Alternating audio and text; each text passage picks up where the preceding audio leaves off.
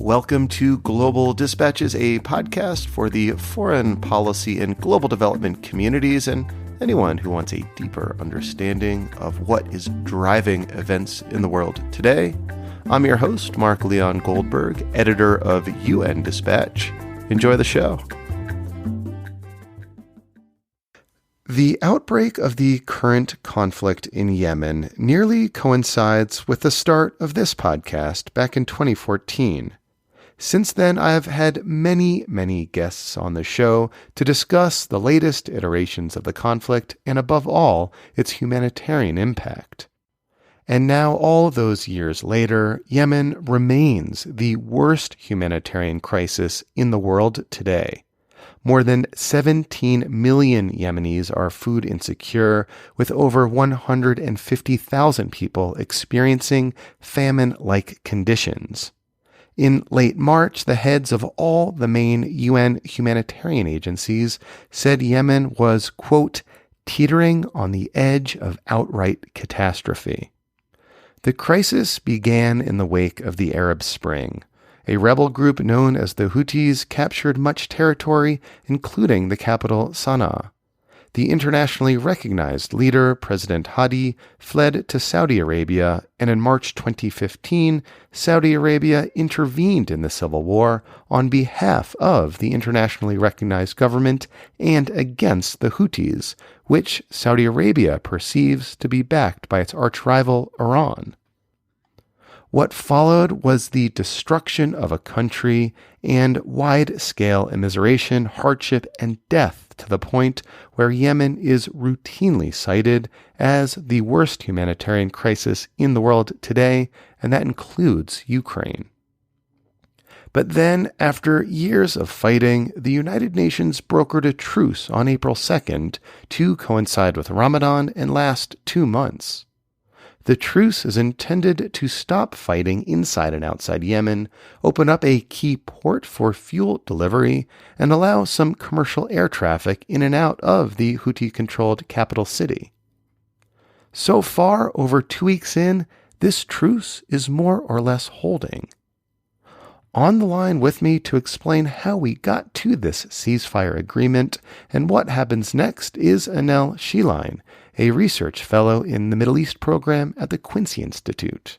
We kick off discussing some very recent events in Yemen, including the ceasefire agreement and the Saudi-backed ouster of President Hadi, before having a longer conversation about the history of this conflict and how U.S. policy may shape events going forward. This is a very topical conversation. It will give you the context you need to understand events in Yemen as things progress and as the ceasefire hopefully holds. Yemen has not gotten the attention I think it deserves in the wake of the Russian invasion of Ukraine, but obviously there has been some very significant developments in this conflict, which of course we discuss at length in this episode. As always, feel free to reach out to me at Mark L. Goldberg on Twitter or via email using the contact button on globaldispatches.org. I always love hearing from you. Let me know what's on your mind.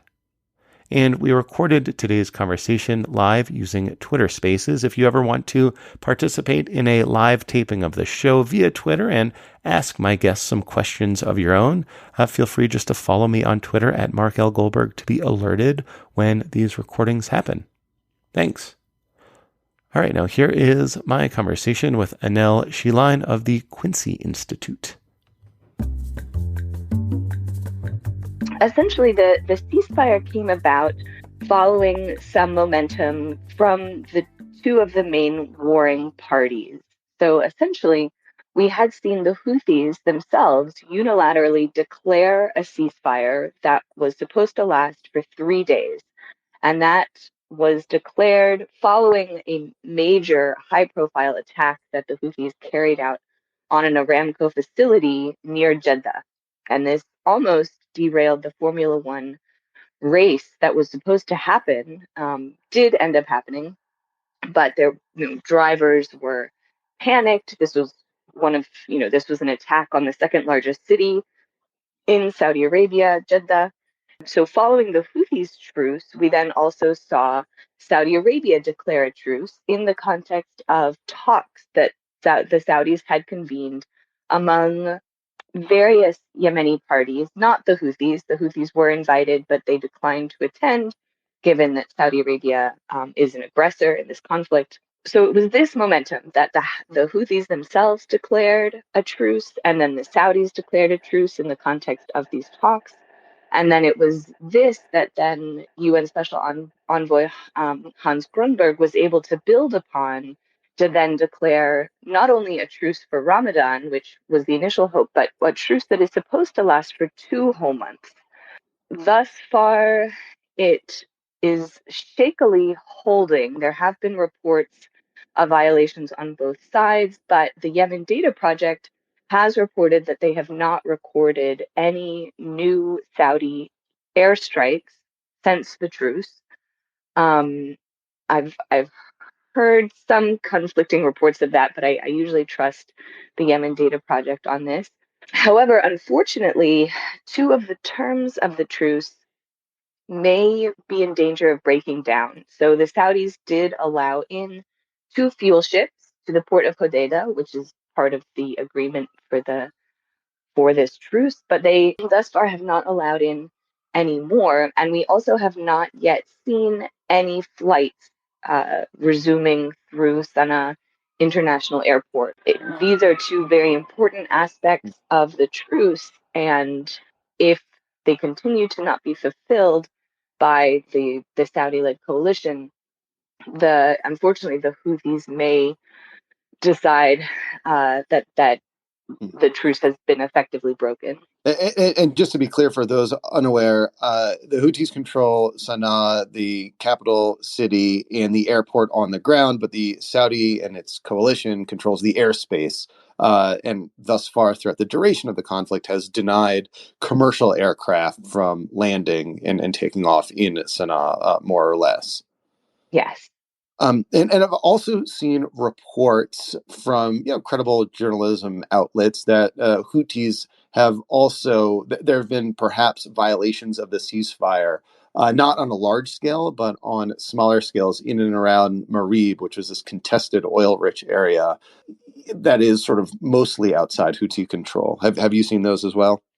Yes, so I have definitely heard from friends in Marib that say the Houthis have violated the terms of the truce, and from journalists and observers on the ground who say that both sides have violated the terms of the truce. This is not totally unexpected, and it is possible that the sort of overarching truce itself could hold. Um, Despite some of these sort of smaller violations on the ground. But again, for me, I think the most important thing to keep in an eye on will be whether additional fuel ships are allowed in and whether flights are permitted. Mm-hmm. Because if those continue to not happen, I do worry that we're likely to just see an all-out resumption of hostilities. And so, just one factor there is also the outcome of the Riyadh talks, which was, as you mentioned, President Hadi, who had been the official internationally recognized president of Yemen, although he had been effectively powerless and in exile in Riyadh since escaping in 2015. That he delegated under pressure his authority to a new presidential leadership council, which is essentially an anti-Houthi coalition. So this is a conglomeration of individuals, some of them backed by the UAE, some of them definitely not backed by the UAE because some are members of Islah, the Islamist political party that the UAE views with suspicion.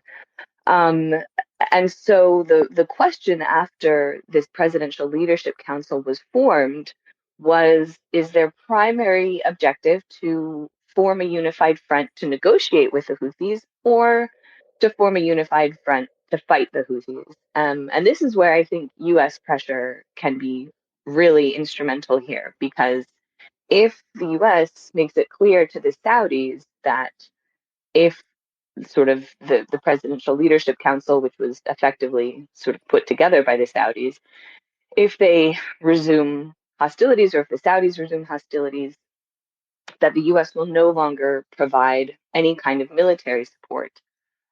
This would be one way to really try to make it clear to the Saudis that we, the United States, intend to support this ceasefire and are really uninterested in continuing to offer any kind of support for military involvement. This is what I would suggest. However, it's not clear necessarily that that's what the Biden administration intends to do.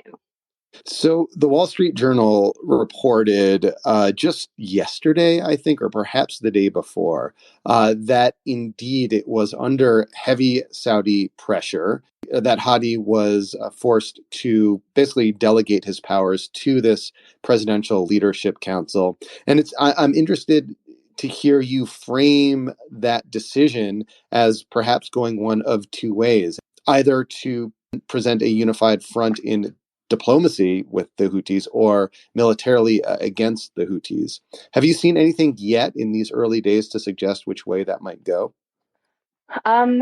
So thus far, the statements that have been made by the head of the Presidential Leadership Council have indicated that their intent is to negotiate. So I certainly hope that remains their position. And again, I do think that part of why we saw the Saudis really put this level of pressure on Hadi to the extent that he was finally willing to step aside. I think a lot of that did come from this high profile attack on Jeddah because the essentially Mohammed bin Salman is trying to use high profile events like this, the Formula One race or the various concerts or wrestling matches that he's been holding in Saudi Arabia, to try to show evidence that the Saudi kingdom has changed, that it is open to investors, it is open to tourists.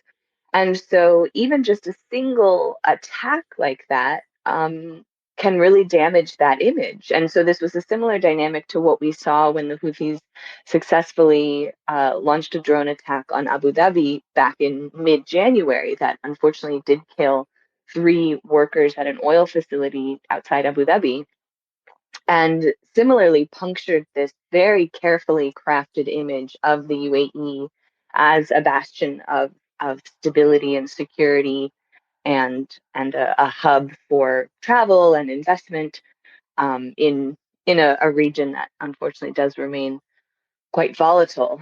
And so I do think that it only takes one attack like that for travelers and investors to feel nervous about traveling to these places, and so really raises the stakes in terms of what the Saudis and the UAE are sort of changes their calculus in terms of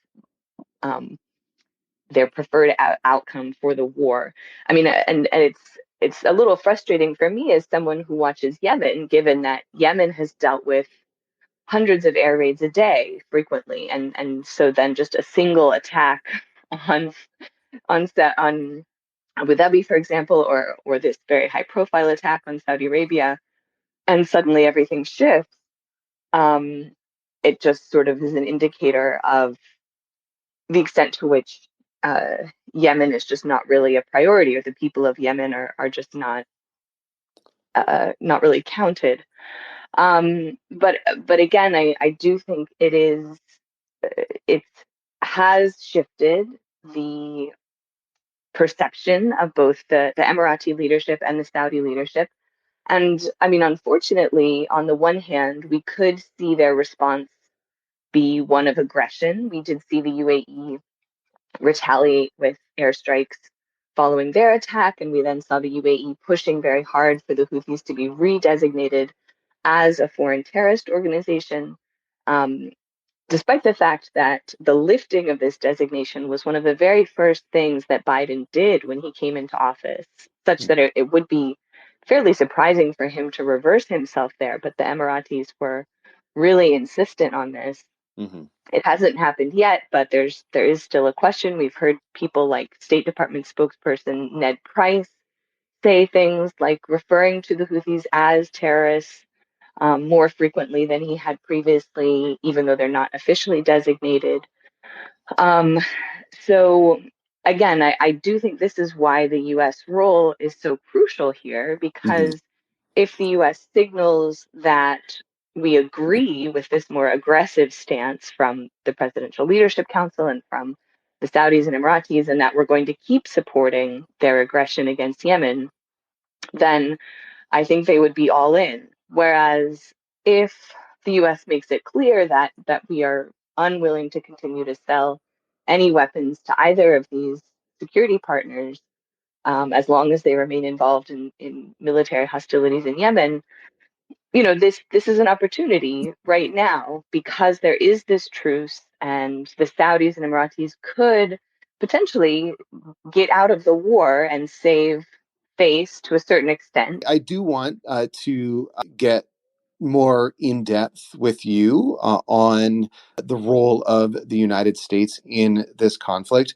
I do want to take just a brief moment now, though, for listeners who are not as enmeshed into the ins and outs of this Yemen conflict, to have you briefly explain how we got to this point. I mean, I've been publishing episodes of this podcast since 2014, which roughly coincides with this rebel group that I had not really heard of before called the Houthis, basically taking over control of much of Yemen. And now, 8 years later, we're at this point where this one's ragtag group of rebels are able to launch sophisticated airstrikes and military attacks in neighboring Saudi Arabia and the UAE. Can you just kind of briefly explain for listeners how we got to this point, how this conflict began?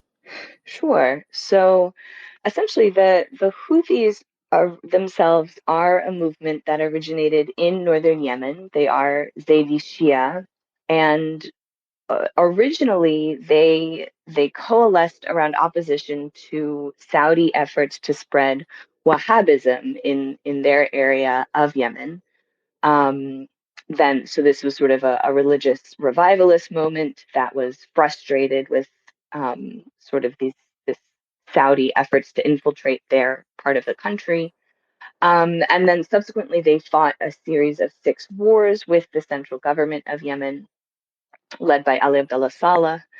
Then, during the Arab Spring, major protests finally ousted Saleh, who had been a very corrupt dictator ruling Yemen for decades. And there was a political transition process put in place to try to establish a more just framework for governing Yemen. And one of the outcomes of that was to try to establish a federal system whereby different areas of Yemen would have more autonomy. However, the Houthis were concerned about this because it would have essentially relegated them to their small and fairly impoverished corner of Yemen, and they were just concerned about what that would mean for their future. And so, unfortunately, they took up weapons in response. Also, groups from the south that would like South Yemen to again be independent as it used to be its own country, also took up weapons to oppose the outcomes of the National Dialogue Conference. And so it was at that point that then we saw the Houthis transition from merely one of several sort of disgruntled groups to accumulating a lot more power. And part of the way they did this was by allying with President Saleh, who at that point was no longer president, but was eager to try to re-establish himself as being in power. And he saw the Houthis as a good bet. And so this is part of where some of the Houthis' weapons come from, because they were allied with Saleh, who still had the control of the Yemeni military. Um, so the Houthis took control of the capital city of Sana'a, and the interim president, Hadi, was forced to flee. And it was at that point Hadi requested assistance from Saudi Arabia and from the international community. And the UN, for example, supported the Saudi intervention and supported efforts to prevent Iran from smuggling in any weapons to the Houthis. And there was this sort of general perception that the Houthis had acted as a spoiler and thrown Yemen's political transition off the rails, um, which is accurate. That is what happened. But unfortunately, in the intervening 7 years, the Houthis have merely consolidated power. They have received additional support from Iran, although in general, I think some of the paranoia about Iranian support is somewhat overblown, especially given the scale of the weapons and resources that the Saudis and Emiratis are pouring into supporting their preferred groups in Yemen, for example. Um, but essentially, the Houthis have managed to really consolidate power in the former North Yemen. As you mentioned, they have been trying to take control of Marib, which is one of the last, essentially the last stronghold of the internationally recognized government, um, when that was still led by President Hadi. Now, with the Presidential Leadership Council, you have this coalition of anti-Houthi forces that represent a much broader swath of territory, from all over the the territory of Yemen. However, again, the vast majority of Yemenis, about 80% of the population, live in the former North Yemen, much of which is controlled by the Houthis. And so when you look at a map, sometimes it looks like, there are large swaths of territory that are not controlled by the Houthis. But when you actually think about who the people are that are affected by things like the Saudi-led blockade, that is, again, 80% of Yemen's population.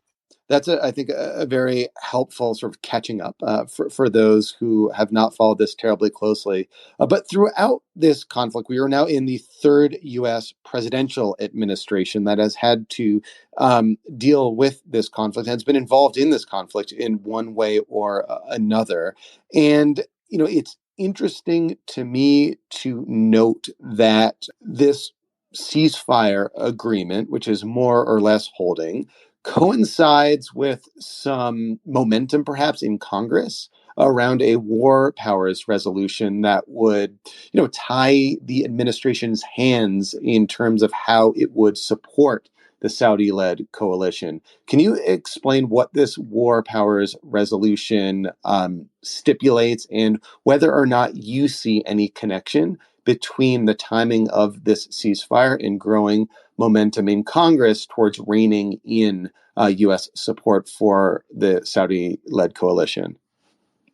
Yes. Well, and what's interesting is that US actions, and especially US congressional actions in the past, have often correlated with things like the frequency of air raids. So we know that Saudi Arabia is paying close attention to what the US is doing, again, because Saudi Arabia is so dependent on the US to wage this war. Two-thirds of the Saudi Air Force are US made and thus could not fly without the assistance of US military contractors. And so the Saudis do not want to be in the humiliating position of not being able to fly their own planes if the US does decide to withdraw support. So previously, for example, we had seen Congress successfully pass, for the first time ever since the War Powers Act was established in 1973, they passed a War Powers resolution in spring of 2019 that would have ended all US support for this war. And unfortunately, President Trump vetoed it. But as you said, now momentum is building again. We've had Representative Jayapal and Representative DeFazio commit to introducing a Yemen War Powers resolution that again would end any kind of U.S. support for military action against Yemen. And we've now heard from Representative Ro Khanna, for example, as well as Representative Adam Schiff, and on the Senate side, Bernie Sanders, have all committed to supporting this War Powers resolution. And so I do very much think that the Saudis are paying close attention to this. Thus far, the Biden administration, even though early on in Biden's tenure, he had said that this war must end and that the US was going to end all support for offensive military action. Unfortunately, we did not see any kind of decline in Saudi airstrikes, which really then leads one to question of whether US support declined at all, because we would have expected airstrikes likewise to decline if the US were really ending support for offensive actions. And unfortunately, we saw them maintain sort of similar levels of airstrikes as the final year of the Trump administration. And then we saw a big uptick in airstrikes. There was a recent human rights report that just came out, or Human Rights Watch report that just came out, sort of detailing the level of the civilian deaths that were carried out in the early part of 2022 as a result of this escalation in airstrikes. Um, so I very much think that the U.S. has a lot of leverage here. We've heard people like former Obama administration official Ben Rhodes speak to this effect as well. Um, and, unfortunately, however, I think there are certain members of the Biden administration that uh, would rather continue to support the Saudis and Emiratis on this and are willing to sacrifice Yemen because they view those relationships as more important than the future of Yemen and the lives of Yemenis. Lastly, we're at this seemingly very consequential inflection point in the history of the Yemen conflict, where we have a ceasefire, fragile albeit holding more or less. In the coming, days or weeks or months, what will you be looking towards that will suggest to you either whether or not this ceasefire can be harnessed into some sort of meaningful truce, or on the opposite side, whether or not this will just kind of fall apart and will return to the awful status quo of the last several years? Well, as I said, the two indicators I'm especially watching are whether Saudi Arabia allows in additional fuel ships to the port of Hodeidah. They had agreed that ships would be allowed in during this truce, and also that Sana'a airport would reopen for commercial flights. Just, I believe it was 2 flights a week to Cairo and Amman, Jordan. And we haven't seen that happening yet. And so I do worry that if we continue to see no progress there, that essentially the Houthis will see no reason to negotiate or to maintain the ceasefire. They will see it as having been violated. And just one note about the Houthis themselves, they are they're good at fighting, and thus far have not necessarily been terribly good at governing. And so, unfortunately, to a certain extent, the Houthis themselves may be more interested in continuing to fight than in trying to settle down to the business of governing. And this is part of why I think it is so important that, even for people within the Biden administration, for example, who might fear a Houthi-led government in Yemen because they see them as Iranian proxies, or they just don't like the idea of the Houthis controlling or asserting partial control over this very important geographic area of the Bab el-Mandeb Strait at the bottom of the Red Sea. But again, the longer this war has lasted, the more control the Houthis have managed to accumulate. And um, somewhat similar to the Taliban in Afghanistan, where you have this narrative of legitimacy because they are fighting against foreign aggression. And so even if there are Afghans who wouldn't have supported the Taliban, or they're Yemenis who don't support the Houthis, but they're willing, they would rather survive under Houthi control or Taliban control then continue to be killed by the violence coming in from foreign aggression. So I would just say that it's really it's imperative that Saudi Arabia and the UAE and the US and the other European countries that continue to profit from selling weapons to countries like Saudi Arabia, that the most important thing, even if they are very opposed to the notion of a Houthi takeover, their continued involvement is just making that more likely. And so it really is imperative for foreign involvement to cease and to try to return control of this conflict to the Yemenis themselves. Well, Annelle, thank you so much for your time. Thanks so much for having me, Mark.